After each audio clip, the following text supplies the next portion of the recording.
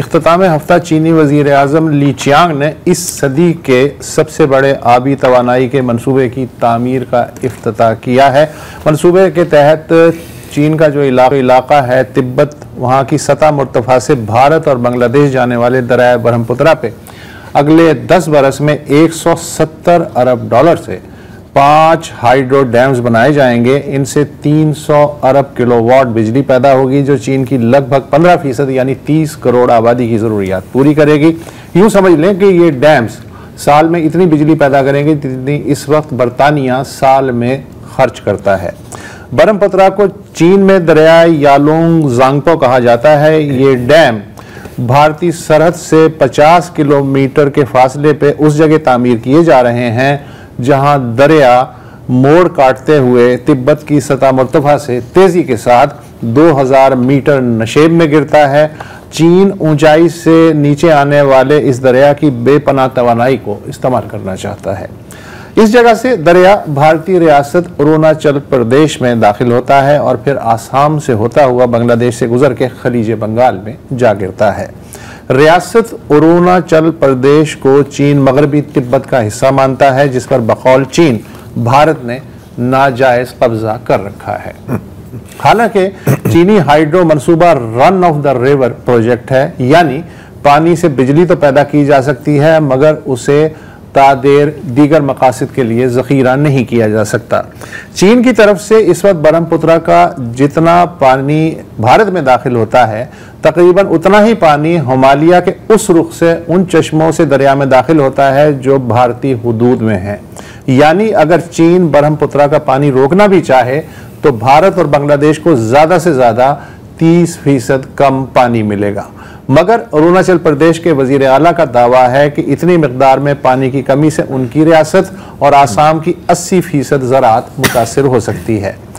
चीन, भारत और बांग्लादेश के दरमियान दरियाई पानी की तकसीम का कोई बाज़ाब्ता माहिदा नहीं है, जैसा हमारा और भारत का सिंतास का माहिदा है। मगर भारत भी दरियाए ब्रह्मपुत्रा पे 11.5 गीगावाट बिजली पैदा करने वाला मुल्क का सबसे बड़ा हाइड्रो डैम बनाने का मंसूबा बना रहा है, ताकि कल कला अगर चीन सियासी और स्ट्रेटेजिक वजूहात के सबब दरिया का पानी रोकने की कोशिश करे तो दरिया के ज़ेरी फरीक यानी लोअर राइपेरियन के तौर पे भारत अपनी आबी ज़रूरियात पे डाका पड़ने का शोर मचा के बैनुल-अक़वामी क़वानीन की खिलाफ वर्जी का शोर मचा सके। वो अलग बात है कि पाकिस्तान और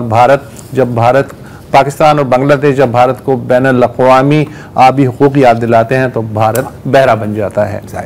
भारतीय हल्कों में यह भी खदशा है कि अगर पाकिस्तान को सिंतास माहिदे के बावजूद भारत बदस्तूर पानी देने से इनकार करता है तो चीन कहीं ब्रह्मपुत्रा का पानी रोकने की धमकी ना दे किसी भी दिन।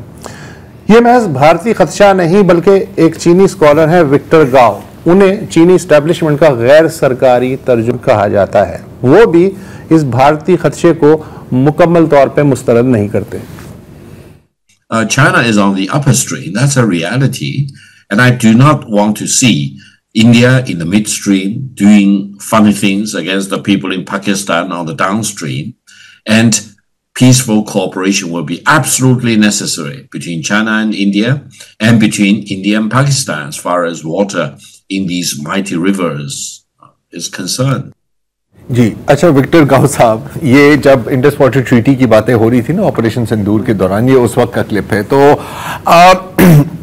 ये कह रहे हैं कि जी भारत हमारे से नीचे है इन द सेंस के कई सेंसेस में, लेकिन इन द सेंस के पानी कहाँ से आ रहा है, भारत हमारे से नीचे है। तो बेहतर होगा कि आप पाकिस्तान के साथ इंडस रिवर पे और बाकी जो नहरें हैं उन पर छेड़छाड़ ना करें, क्योंकि बेहतर है कि आप पीसफुली कोऑपरेट करें, नहीं तो शायद एक दिन आ सकता है जब आपके साथ ये हो। मोर और लेस इनका ये कहना है। मैं थोड़ी सी आपको तफसील बता दूं विक्टर गाओ साहब की, बिल्कुल ये अनऑफिशियल तर्जुमान है। राइट, चाइना जब कम्युनिकेट करता है तो वो ऐसे लोगों के थ्रू कम्युनिकेट करता है, या कभी अगर चाइनीज जो इंग्लिश लैंग्वेज में इनकी पब्लिकेशंस आती हैं, जब वो हुकूमत की तरफ से कुछ कहना चाहते हैं ना तो वो कहते हैं कुछ माहिरीन का कहना है या चाइना टाइम्स जो है, या उसकी बात का कुछ माहिरीन का मतलब है हम कह रहे हैं, शी जिनपिंग कह रहा है, कम्युनिस्ट पार्टी कह रही है।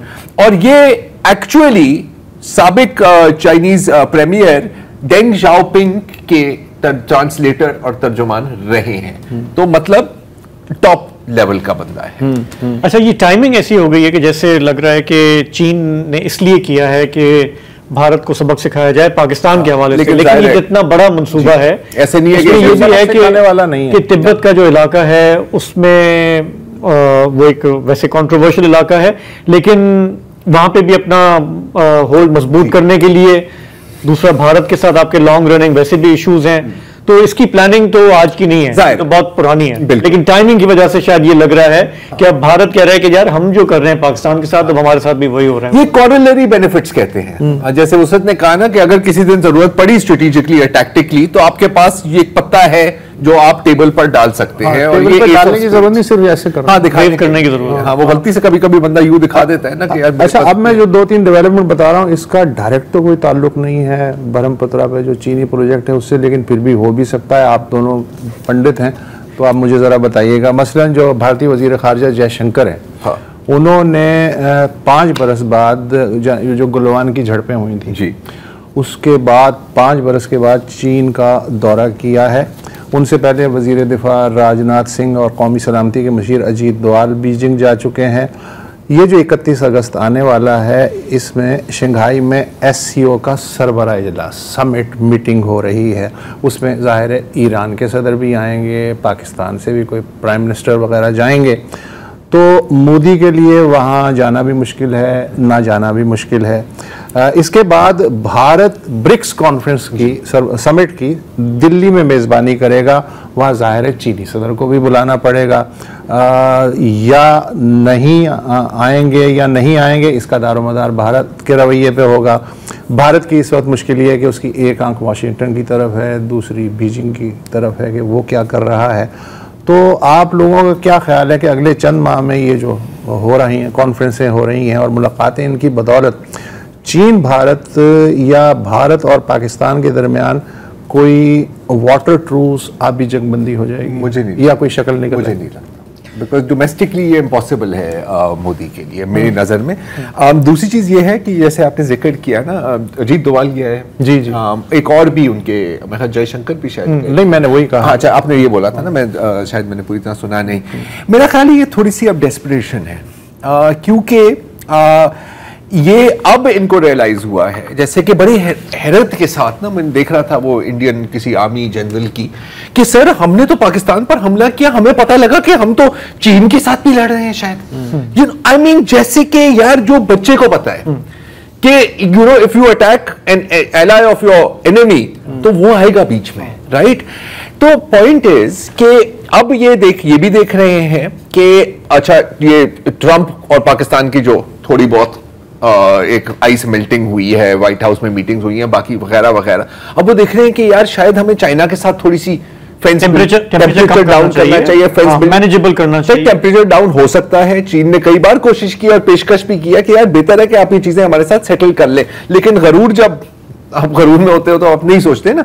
But I think now it is too little and too late. अच्छा, आपने जंगल के कानून का तो यकीनन सुना है, राइट? Might is right. कभी समुद्र के कानून का सुना है आपने? समुद्र का भी एक कानून, मैरीटाइम लॉ। नहीं, there is always a bigger fish. अच्छा, the sea, always a fish. तो मतलब बहुत ज्यादा मुंह ना खोलो, क्योंकि जो पीछे तुम्हारे मछली है ना, उसका और उसने भी मुंह खोला हुआ है। उसने भी मुंह खोला हुआ है। क्या Anyway, क्या interesting times. हाँ।